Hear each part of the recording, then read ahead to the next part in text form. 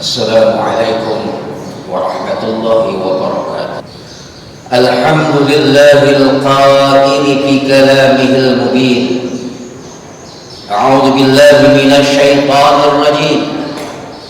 أرأيت الذي يكذب بالدين فذلك الذي يدع اليتيم ولا يحض على طعام المسكين. أشهد أن لا إله إلا الله وحده لا شريك له المالك الحق المبين، وأشهد أن محمدا عبده ورسوله صادق الوعد الأمين. اللهم صل وسلم على رسول الله محمد بن عبد الله وعلى آله وأصحابه ومن تبعه بإحسان إلى يوم القيامة. أما بعد، فيا أيها المسلمون، أوصيني نفسي وإياكم بتقوى الله وطاعته لعلكم تفلحون. Saudara kaum muslimin yang dimuliakan oleh Allah, puji dan syukur sama-sama marilah kita panjatkan kehadirat Allah Subhanahu wa taala yang telah memberikan anugerah nikmat yang begitu banyak kepada kita, sehingga terasa ringan langkah kaki kita menuju Masjid Manarul Amal yang mulia ini, dengan harapan mudah-mudahan langkah kaki kita sampai tempat yang mulia ini mampu menambah pundi-pundi amal ibadah yang akan kita petik ketika kita menghadap Allah Ta'ala. Salawat dan salam tak ketinggalan, sama-sama marilah kita haturkan kehadiran baginda Rasul junjungan Nabi Muhammad sallallahu alaihi wasallam yang sama-sama kita harapkan syafaatnya kelak di yaumil qiyamah. Saya mengajak terutama dengan diri saya dan umumnya kepada saudara-saudaraku agar senantiasa meningkatkan kualitas ketakwaan kepada Allah Subhanahu wa taala, sebagaimana yang difirmankan oleh Allah, wa tazawwadu fa inna khairaz zati taqwa. Perbanyaklah modal hidup kita. Sesungguhnya modal hidup yang paling utama dalam kehidupan manusia adalah bertakwa kepada Allah Subhanahu wa taala. Sebab takwa adalah kunci manusia meraih kebahagiaan dan kesuksesan baik di dunia maupun di akhirat. Kaum muslimin yang dimuliakan oleh Allah, pada bulan ini ada dua momentum penting yang berhubungan dengan anak. Yang pertama adalah bulan Muharram yang kalau dalam tradisi kita disebut dengan Lebaran Yatim. Dan yang kedua adalah tanggal 23 Juli yang biasa diperingati sebagai Hari Anak. Maka dalam kesempatan ini saya ingin menyampaikan tentang fadilah merawat anak yatim atau fadilah santunan yatim. Sebab apa? Sebab 4 juta lebih warga negara Indonesia ini hadirin yang dimuliakan oleh Allah adalah merupakan anak-anak yang sudah tidak memiliki orang tua. Angka yang tidak kecil. Belum lagi kalau ditambahkan dengan anak telantar, maka jumlahnya lebih daripada 4 juta. Maka dari itulah saya mengajak hadirin yang dimuliakan oleh Allah agar senantiasa kita memperhatikan anak yatim. Sebab dengan kita memperhatikan, menyantuni, membimbing, mendidik anak yatim, ada banyak faedah yang bisa kita petik. Yang pertama hadirin yang dimuliakan oleh Allah, orang yang menyantuni anak yatim, maka kesulitan hidupnya akan diangkat oleh Allah. Hajat hidupnya akan dicukupi oleh Allah. Dalam hadis yang diriwayatkan an Abi Darda radhiyallahu anhu, atan Nabiyya Muhammad sallallahu alaihi wasallam rajulun yashku qaswatal qalb. Suatu saat pernah datang kepada Rasul seorang sahabat yang hatinya sedang gundah gulana. Sebab apa? Sebab dia menghadapi problem ekonomi yang begitu susah.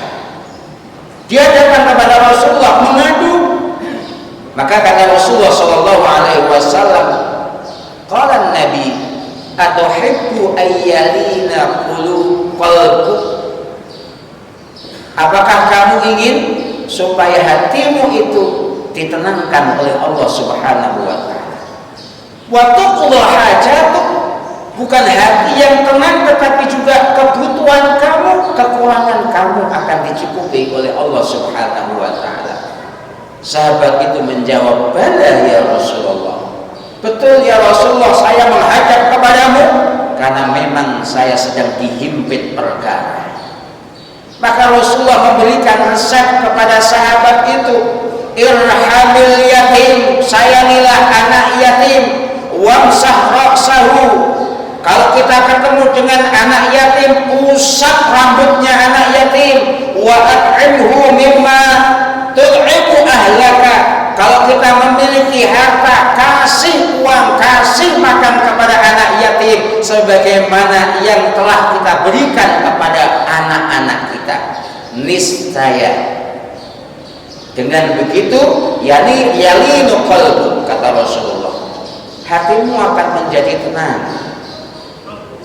Wa qadha hajatuk, dan kebutuhanmu akan dicukupi oleh Allah. Jadi fadilah orang menyantuni anak yatim salah satunya adalah untuk mengangkat kesulitan hidup kita, untuk mempermudah rezeki kita. Fadilah yang kedua diriwayatkan dari Abi Hurairah radhiyallahu anhu, qala Nabi Muhammad sallallahu alaihi wasallam, Nabi pernah bersabda, "Ana wa kafilul yatim," saya dengan orang yang mau merawat anak yatim, hakana. Rasulullah sambil menunjukkan antara jari tengah dengan jari telunjuk, yang artinya bahwa Rasulullah besok di dalam surga, atau sebaliknya, orang yang menyantuni anak yatim, orang yang mau merawat anak yatim, besok dijamin masuk surga. Dan di surga bukan berjauh-jauhan dengan Rasul, tapi dikatakan oleh Rasul, hakala. Rasulullah sambil menunjukkan antara jari tengah dengan jari telunjuk. Itulah keutamaan orang yang merawat anak yatim, hadirin yang dimuliakan oleh Allah. Yang ketiga, hadirin yang dimuliakan oleh Allah, kalau kita belajar ilmu tafsir, asbabun nuzul, kaitan dengan ayat-ayat munasabah, Al-Quran dalam periode Makkiyah atau dalam periode Makkah, sebelum ngatur tentang bagaimana ajaran kita berhubungan dengan sesama masyarakat, hatta hubungan anak dengan orang tua belum diatur di dalam Al-Quran periode Makkah. Tetapi masalah anak yatim diulang-ulang di dalam ayat-ayat Makkiyah sebanyak 4 kali. Ini artinya apa? Artinya yang dimuliakan oleh Allah, urusan anak yatim ini penting. Maka kata Rasulullah, iyyaka wa da'watal mazlum wa dum'atal yatim, takutlah kamu dari doa orang-orang yang terzalimi dan doanya anak yatim. Sebab apa, hadirin yang dimuliakan oleh Allah? Wan nasu yanam, kita ini lagi asik-asik tidur, tetapi doa anak yatim itu masih berjalan, bergentayangan di langit minta keadilan.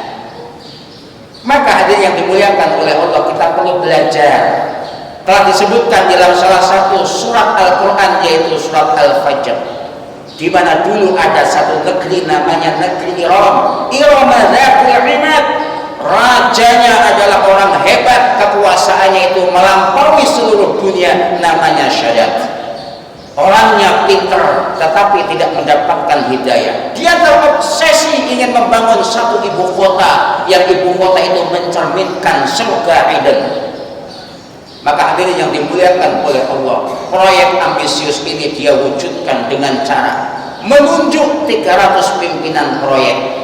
Setiap seorang pimpinan proyek membawahi 1000 karyawan. Tujuannya apa? Membangun kusuran, istana-istana yang itu istana laksana surga, bukan dari semen tapi dari emas. Semua sudah dibangun termasuk dengan sungai-sungai tajri min tahtihal anhar. Bukan hanya itu, karena di dalam kitab-kitab suci di surga itu setiap laki-laki akan dikaruniai bidadari, maka dia pun wujudkan dengan cara apa? Dia pilih wanita-wanita cantik untuk dijadikan bidadarinya yang jumlahnya 999. Kota sudah siap dibangun, sudah siap diresmikan selama 20 tahun. Kota Iram ini dibangun oleh Raja Syahdan. Tetapi waktu peresmian, hadirin yang dimuliakan oleh Allah, karena material untuk peresmian gunting pita sudah habis. Sebab emasnya sudah digunakan untuk tembok, untuk tiang, untuk dinding, kolam renang dan lain sebagainya. Emas sudah habis, sementara masih ada tanggungan, yaitu untuk meresmikan kota.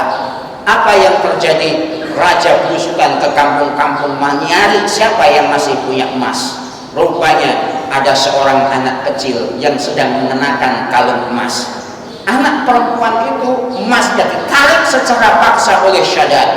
Apa yang terjadi hadirin yang dimuliakan oleh Allah? Anak yatim itu berdoa kepada Allah. Sungguh zalimnya Raja Syahdan.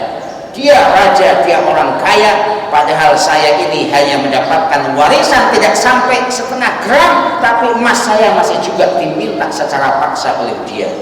Syahdan menggunakan kalung itu untuk tali pita.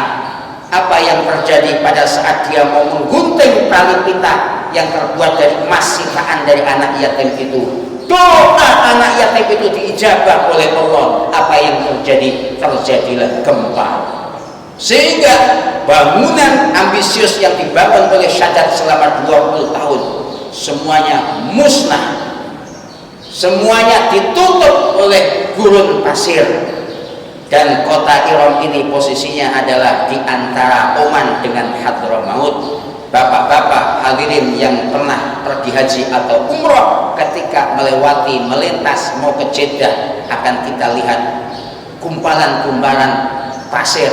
Padahal di situ dulu adalah kota Iram yang dihancurkan oleh Allah gara-gara menyia-nyiakan anak yatim. Maka dari itulah hadirin yang dimuliakan oleh Allah, marilah kita kaji kembali apa yang telah difirmankan oleh Allah. Ara'aital ladzi yukadzibu biddin fadzalikal ladzi yad'ul yatim. Orang yang mendustakan agama yang disebut oleh Allah bukan mereka yang melecehkan agama, tetapi yang disebut dengan pendusta agama adalah orang-orang yang menyia-nyiakan anak yatim. Mudah-mudahan kita semuanya terketuk hati kita untuk menyantuni anak yatim yang jumlahnya lebih dari 4 juta. Dan mudah-mudahan dengan cara itu rezeki kita dicukupkan oleh Allah Subhanahu wa taala dengan penuh keberkahan. Barakallahu li wa lakum fil Qur'anil azim wa nafa'ani wa iyyakum bima fihi minal ayati wa dzikril hakim. Wa taqabbala minni wa minkum tilawatahu innahu was-sami'ul basir. Allahumma salli ala sayyidina Muhammad wa ala ali sayyidina Muhammad.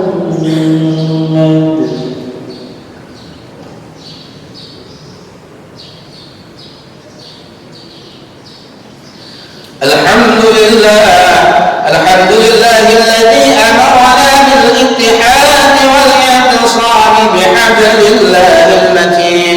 Asyhadu an la ilaha illallah al-malikul haqqul mubin wa asyhadu anna Muhammadan 'abduhu wa rasuluhu shadiqul wa'dil amin.